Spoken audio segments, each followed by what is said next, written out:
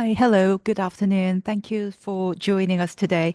My name is Chris. I'm a research fellow at 𝗲𝗲𝗄𝗃. It's a pleasure to welcome you to this seminar, which is jointly organized by the Department of Communications and New Media and 𝗲𝗲𝗄𝗃. We are pleased to have Professor Fran Martin from the University of Melbourne with us today. She will be presenting a paper titled Unsettling Chinese International Graduate Women Navigating Immobility and Chrononormativity. Before we begin, just a quick note on housekeeping rules. We will have a Q&A session after the talk, and I kindly ask the audience to hold any questions until then. For those of you joining us online, please feel free to type your questions in the chat at any time, and I will address those questions during the Q&A session. So now let me briefly introduce our speaker. Fran Martin is Professor of Cultural Studies and co-convener of the Asian Cluster Research Hub at the University of Melbourne. Her research focuses on the transformations that globalization is wreaking in media, gender, sexuality, and cultural identity across the transnational Chinese-speaking world. She is engaged in a multi-phase longitudinal study of social and subjective experiences of more than 50 young women from China through the years of their university study in Australia and afterwards. Her research also addresses television, film, literature, digital cultures, and other forms of cultural production across Taiwan, mainland China, Hong Kong, and the worldwide Chinese diaspora.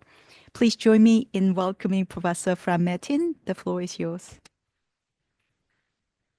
Thank you so much for that lovely introduction, Chris, and thanks very much to the Department of Communication and New Media and to 𝗲𝗲𝗄𝗃 here at National University of Singapore for this opportunity to present this work to you. I'm really looking forward to our discussions afterwards with this particular audience. It's going to be wonderful, and welcome everyone on Zoom as well. Thank you for joining us. Let's see. Here's the first slide with a quote for you and a feather. Labour markets around the world today increasingly demand that workers embody the values of flexibility and mobility. In the liquid regime of late capitalism, the ideal employee is cast as malleable and adaptive, open to change, movement, and risk-taking. To quote from Elizabeth Beckensheim and Ulrich Beck, this is a completely mobile individual regarding him or herself as a functioning, flexible work unit, prepared to move on whenever necessary. As a producer of human capital to feed this system, the international education industry fosters identification with such values, encouraging graduates to understand themselves as part of a reflexive, so-called agile and willingly mobile professional workforce. Like me, then, whose words you see on the screen here, some international graduates may come to see ongoing mobility as imperative and settlement as virtually unthinkable. But running counter to these imperatives, in many societies, dominant understandings of adulthood idealize stability as a defining characteristic. This is particularly the case for women, who are often expected to embody the security and settlement of domestic life and family relationships as a core social role. How, then, do young international women graduates navigate competing demands for mobility and flexibility on the one hand and settlement and stability on the other? How do experiences of settling or remaining flexibly mobile feel for them emotionally? My paper today investigates these questions by considering the interview narratives of a group of middle-class, professionally trained women from the People's Republic of China who had travelled to Australia for university study in their late teens and early 20s. Several years later now, as they enter their late 20s and early 30s, the issue of settling down has emerged as a strong preoccupation for these international graduates who right now are living scattered across cities in Australia, China, the UK and New Zealand. Ambiguities are swirling around competing definitions and valuations of the concept of settling down, in addition to more basic questions around how or even whether settling can or should be achieved under current conditions of pervasive uncertainty. So through analysis of their narratives, I want to propose today that the vexed question of settling down, in fact, is highlighting an underlying gendered and generational tension between values of stability and settlement versus flexibility and mobility in these young mobile women's lives. Settlement in the socio-spatial sense has obviously long been a core concept in migration studies. But the linear narrative that used to be presumed in earlier understandings has increasingly been called into question. And in recent years, scholars focusing on the question of settlement, especially among younger and transient migrants, have spurred a temporal turn in migration studies. Extending this work, Shanti Robertson, Anita Harris, and Loretta Baldassar in 2018 developed a framework they call mobile transitions, which is particularly pertinent to my concerns today. The authors seek to account for life course transitions under conditions of mobility, underlining spatio-temporal complexity and the inadequacy of linear models. As we can see on the slide here, they write the long-standing dominant representation of mobility in youth studies and migration studies as sequential and predictable forward passaging simply does not capture the emergence of more complex and less fixed routes toward adulthood or toward settlement.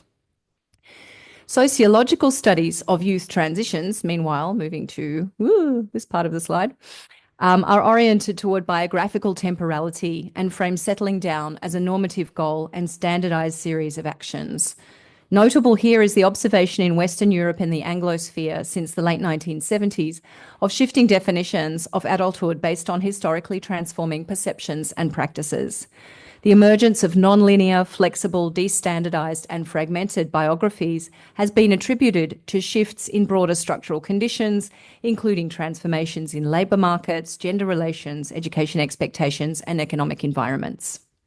So drawing on these frameworks and guided by research participants' own stories, my paper today wants to develop this concept I'm calling unsettlement to refer to subjective experiences of navigating the tension between demands for flexibility and mobility on the one hand versus demands for stability and settlement on the other.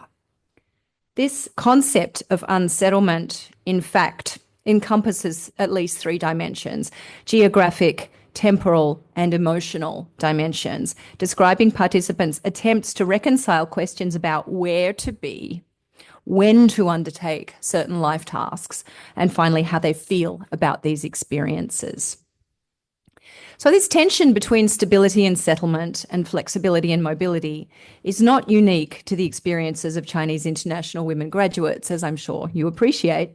It in fact reflects wider global trends.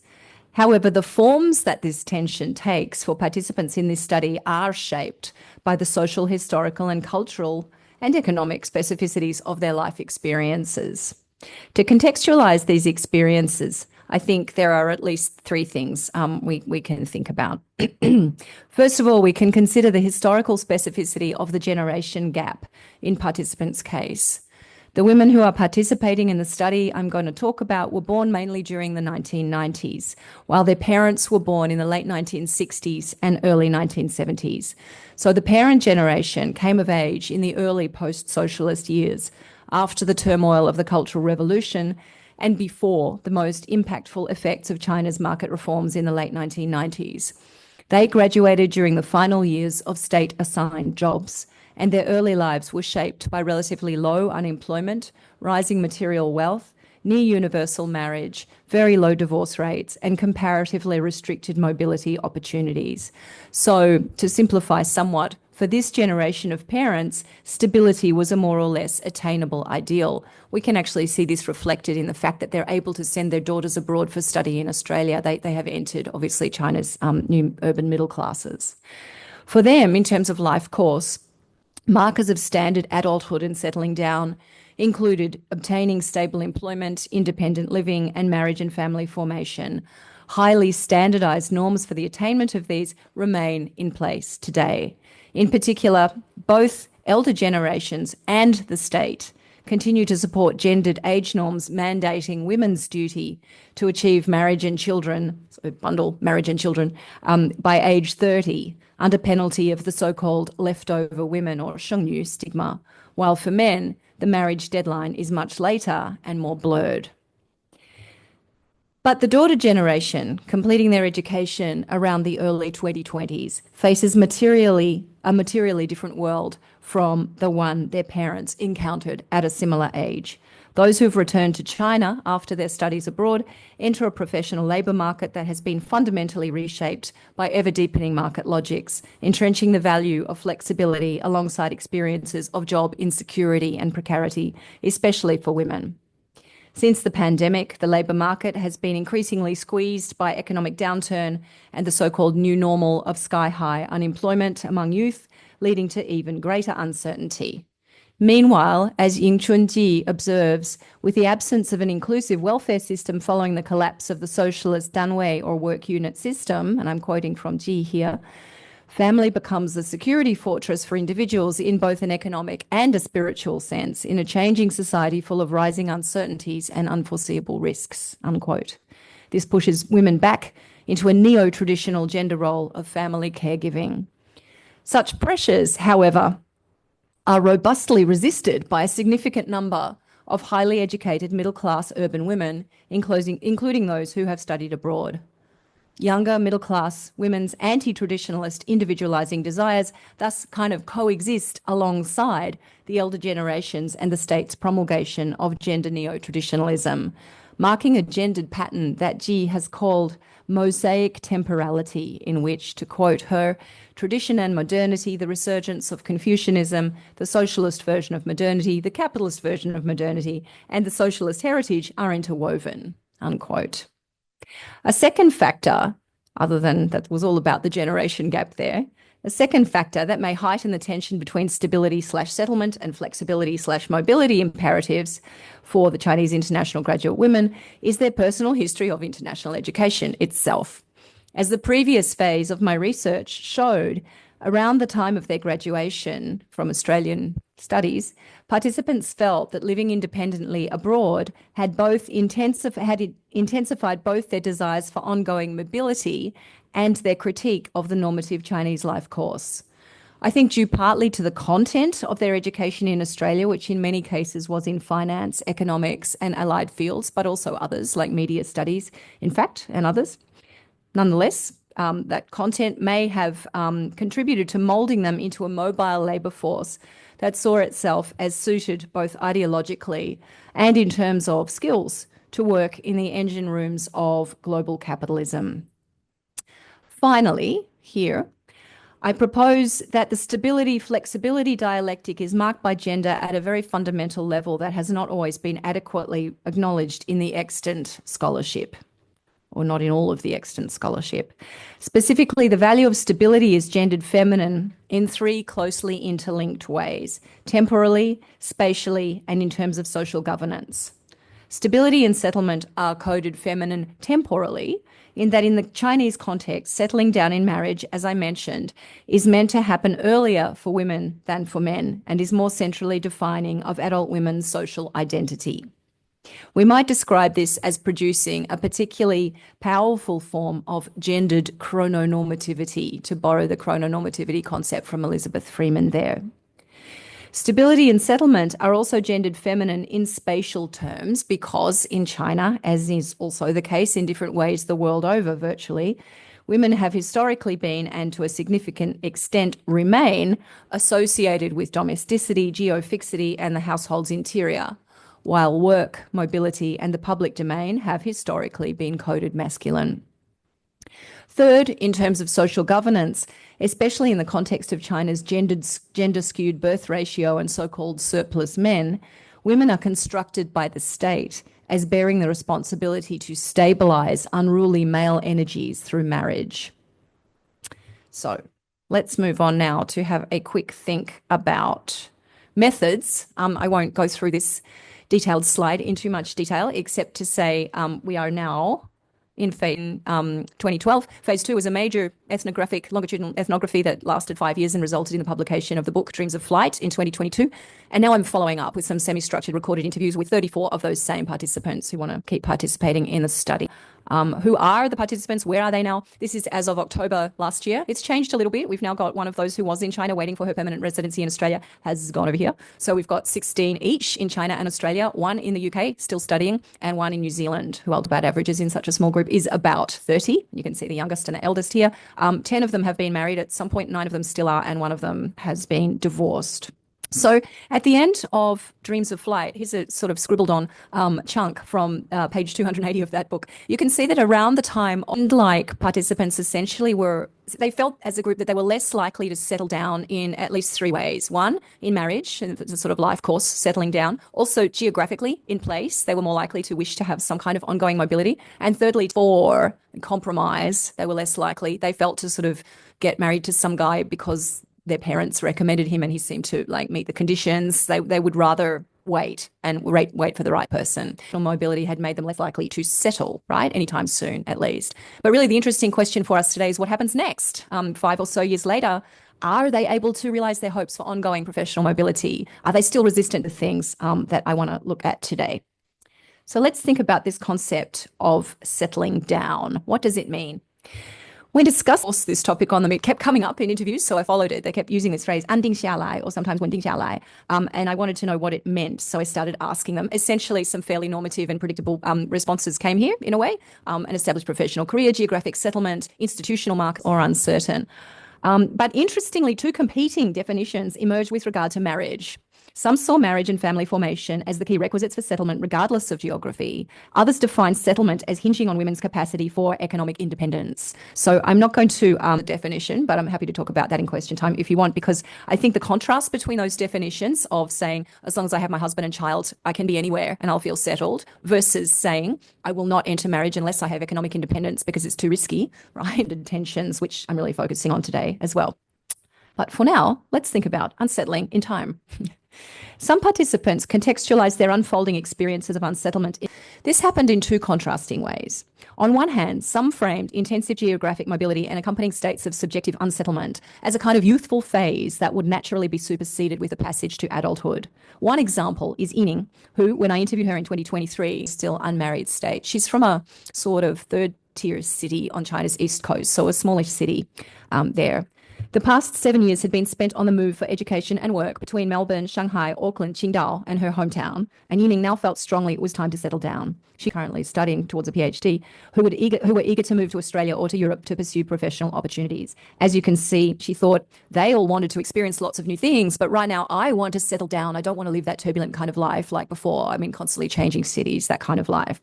Instead, she complete her postgraduate studies, find a decent job, buy her first home, and find the right person for a stable relationship. And sure enough, 4 months after that interview, Yining met her future husband at an activity of making dumplings in Auckland, and the couple got married and is now settled down in Auckland. Yining's narrative on mobility as a temporally delimited stage prior to a more settled adulthood. So it's like this temporary window. On the other hand, though, others framed their current sense of relative settlement as provisional and temporary. For 31-year-old 𝗔𝗲𝗄, for example, when I spoke with her last year in Shanghai, the temporality of professional life precluded any permanent sense of settlement since graduation as a allowing only temporary periods of relative stability. And we see that here, which I'll talk about in a minute. She was about to take up her third job in manufacturing companies in Shanghai, and she was under significant pressure in her work life. She was single, career-focused, and determined to continue climbing the corporate ladder, but she was witnessing layoffs all around her as a result of the recession. Chillingly, these are referred to in corporate speak as workforce optimization. Code of saying optimized or 优化 to mean basically retrenched. It's very 1984, I think.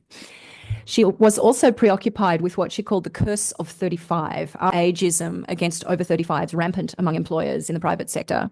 𝗏𝗏 had planned her most recent job move strategically, knowing that if she wanted to seek a better position, 31 would be the optimal age to do so. But having done so, she now worried about what would happen between ages 30 to make progress, becoming vulnerable to optimization.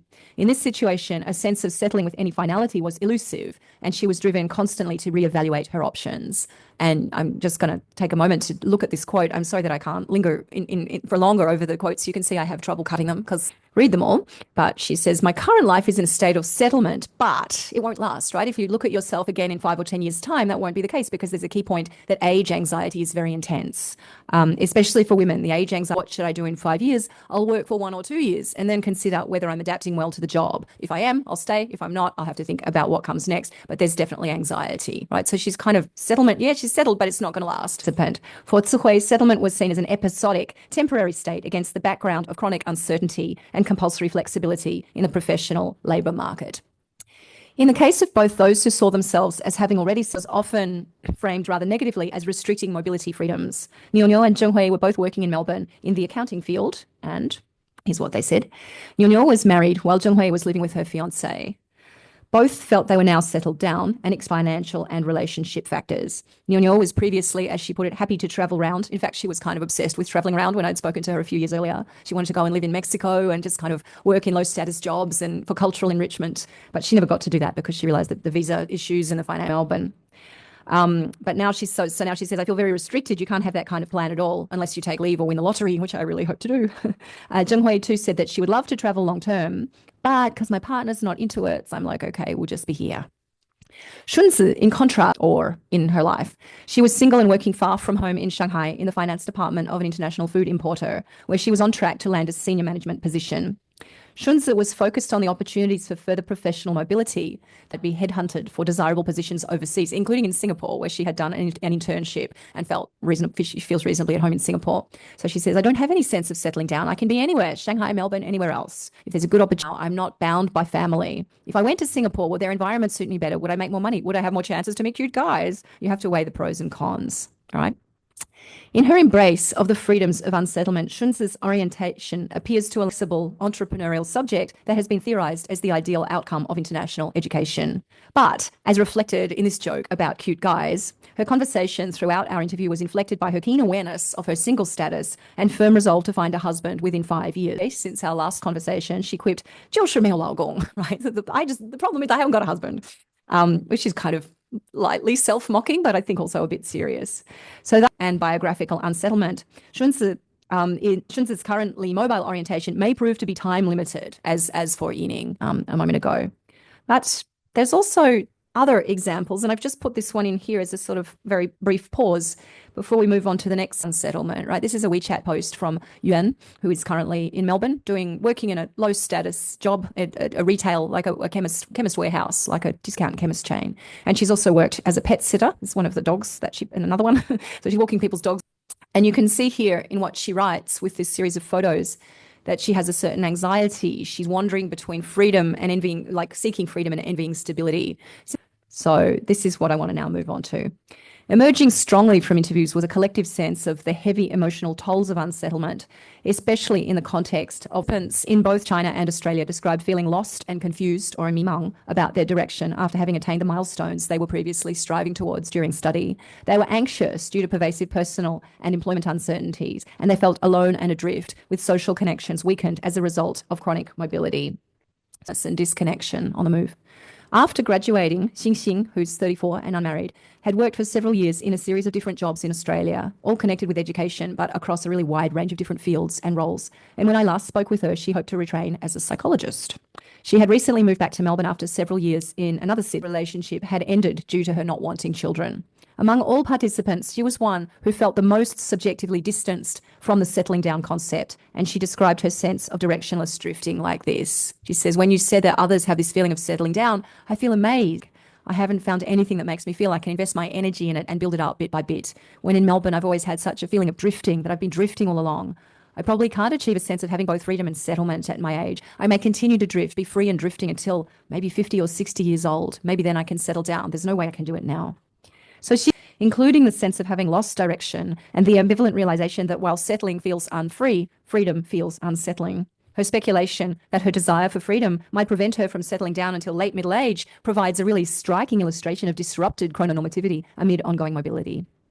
Another participant who shared her experiences of lostness and anxiety was 𝗖𝗛, who was 32.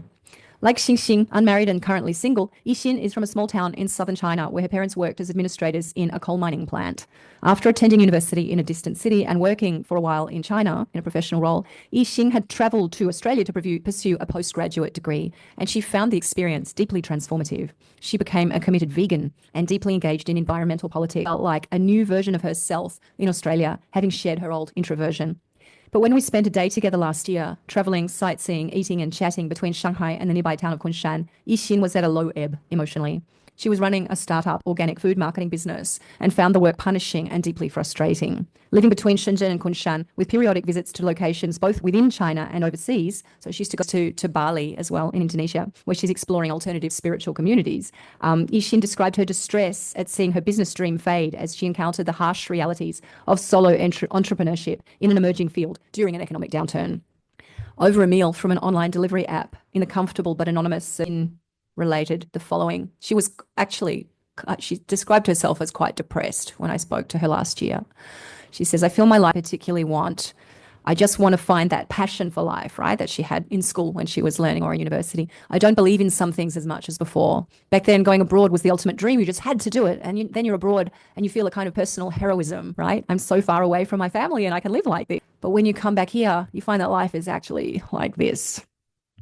𝗖𝗛's statement that while studying abroad, she felt her own life had just begun is telling in its contrast with another phrase she used later in our interview, reliance on her parents' emotional support after her return to China. Amid her awareness that although they tried to be understanding, they actually wished she would marry and provide grandchildren, 𝗖𝗛 said, it's like I haven't dared to begin my life. So it's a contrast from a just begun life, parental reliance back in China. As with 𝗖𝗛, 𝗖𝗛's traversal of different value regimes scrambles her sense of biographical times, like she's gone backwards.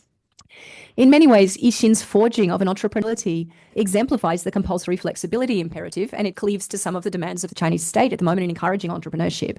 But her story illustrates the heavy emotional tolls of enacting this ideal in the face of the contradictory demands of gendered chrononormativity, which makes her feel like not a person at all when she returns. Another difficult aspect of unsettlement that 𝗖𝗛 and others underlined was the social disconnection caused by mobility. Mobility throughout 𝗖𝗛's schooling had contributed to the loss of connections and increasing alienation from the less cosmopolitan gendered values of her small hometown, as she says here. And this was a theme right through alienation from her friends in the small town. They all got married right after graduating from junior high school, very young, right? It feels like I've been continually trying to escape my family and escape that small town. So I've been sort of cutting off these relationships. I've lost contact. And again, through mobility, I went to Guangzhou for a year, then I went to Australia. But my relationship with these friends wasn't really maintained.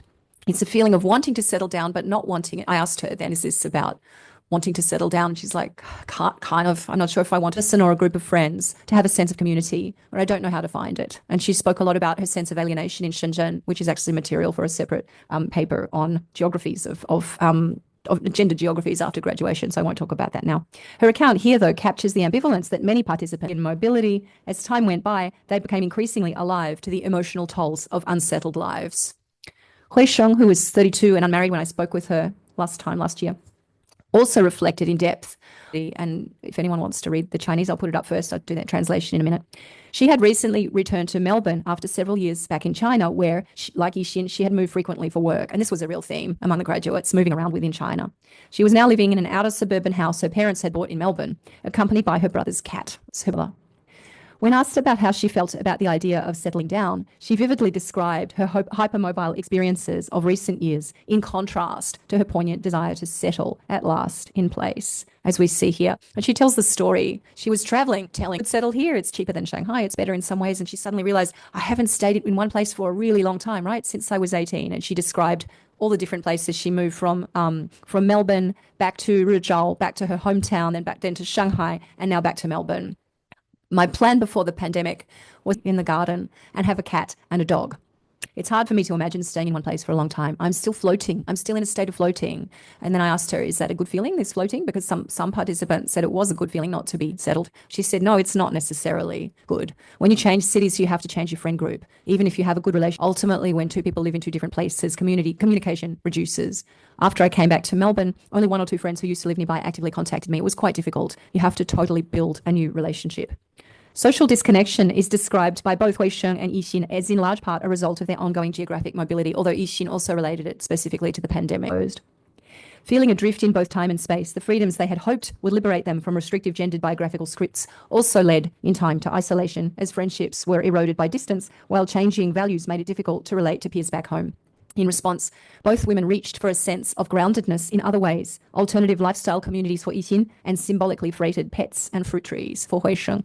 Also led some participants to reflect ambivalently on their former habitual disparagement of female peers, cousins, and primary school classmates who had chosen the more conventional pathway of so-called timely marriage, children, and an unambitious hometown life. So 𝗏𝗏 recalled 𝗖𝗛 had a very similar story. Cousin who was about to get engaged. She was 30 years old. I looked at my cousin's life and at my life. They're very different, but would you say I'm happier or she is? It's hard to say. And she describes her cousin's small town life. She did go to a bigger city. Full world was all in a very small geographical area. In terms of geographical scope, they were all very close, right? Physically, the grandmother, the uncle, her husband, everyone was living in this little neighborhood. The me of the past, maybe a few years back, when I look at myself in Melbourne, I feel lonely sometimes. So I think maybe she's happier than me. And I think about myself, my mother's in China and I'm here. I don't have any family here. I don't have a husband and I don't have children. Sometimes I really am lonely and lost. Mimang is the word she used there. Such narratives construct a clear contrast between two biographical, married early, socially integrated into extended families, geo-fixed in hometowns, and professionally unambitious in low-pressure government jobs, versus 𝗏𝗏's and 𝗖𝗛's own unsettled pattern, unmarried past the gender deadline, emotionally and spatially distanced from extended families, geographically mobile, and more risk-taking and exploratory in their professional lives.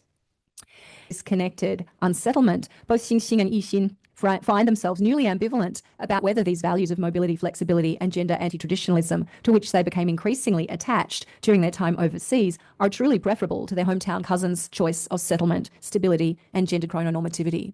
But I mean, I don't think it's a question with a simple answer. It's not like if they had got married before 30 and stayed at home, then they're asking the question, they're ambivalent, they're not sure, they're re-evaluating what they previously thought without coming to a conclusion. So I'm getting towards my conclusion, but it's kind of an in-conclusion for these reasons. Competing demands to embody these values of mobility, flexibility versus settlement stability as they contemplate the spatio-temporal task of settling down post-study. This paper has revealed, I hope, both their diverse experiences and their deep collective ambivalence.